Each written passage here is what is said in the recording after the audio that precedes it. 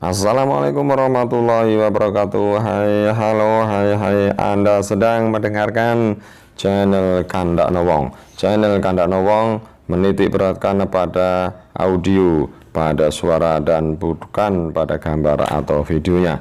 Meskipun tetap ada video, jadi mungkin videonya tidak nyambung. Kalau kita bicara tentang Ratu Kidul, misalnya di videonya bukanlah video Ratu Kidul. Siapa pula yang menyuting Kanjeng Ratu Kidul? Nah, baiklah, langsung saja kita mulai cerita pada kesempatan kali ini.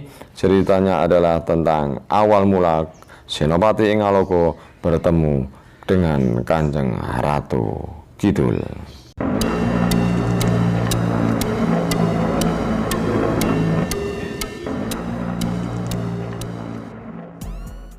Alkisah ada seorang menteri yang bernama Ki Bocar yang sangat sedih hatinya melihat ulah teman-temannya.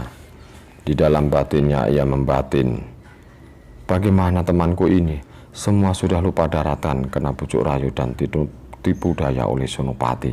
Mereka mau mengangkatnya sebagai raja. Tidak bisa berpikir jernih bahwa Senopati itu orang kebanyakan yang berambisi merebut kerajaan Pajang. Saya tidak sudi dikuasai Senopati sebelum menguji kekuatannya. Saya kira dia tidak berurat kawat, bertulang besi, berkulit tembaga. Jika tidak mempan, saya tusuk kerisku bertuah Ki Kebudekan, baru saya menyerah. Senopati sendiri sudah tahu kalau Ki Bocar mau menandingi dirinya. Nampak pada sikapnya yang tidak mau ikut bersenang-senang.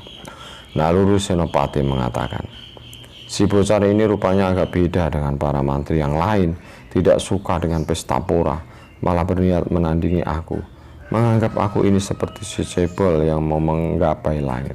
Menghina sekali. Tetapi si Bocar memang benar, jika kedidakyaanku tidak melebihi banyak orang, mana mungkin aku dapat menjadi raja menguasai tanah Jawa. Panembahan Senopati lalu pulang. Para mantri juga sudah kembali ke pesanggerahannya. Senopati lalu memerintah kepada prajuritnya yang menjaga pintu gerbang. Jika Ki Bocar masuk ke pura, dibiarkan saja, jangan ada yang melarang.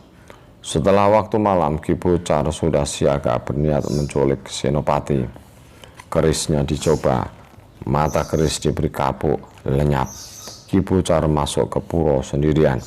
Semua orang berjaga di pintu gerbang pura-pura tidak tahu Senopati sedang makan duduk membelakangi pintu.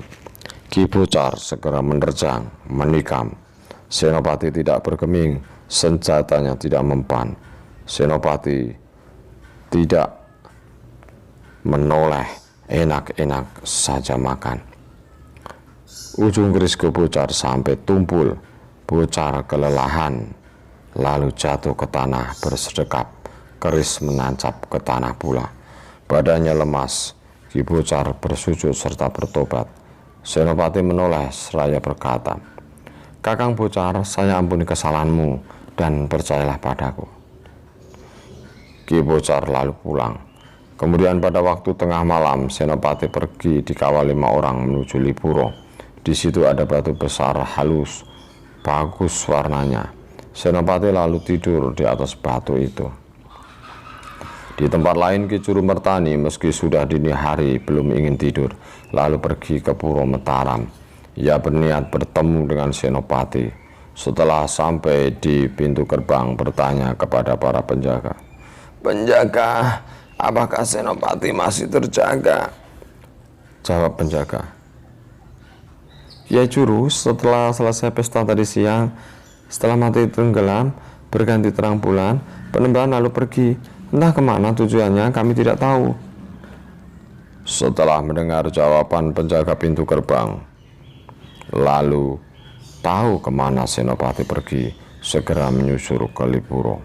Sampai di situ dijumpainya Senopati tidur di batu kegilang. Kiai Juru segera membangunkan, katanya, Senopati, bangunlah. Katanya ingin menjadi raja.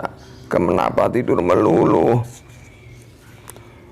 Lalu ada bintang jatuh dari langit, bercahaya sebesar buah kelapa dengan sabutnya, jatuh tepat di atas ulu hati Panembahan Senopati.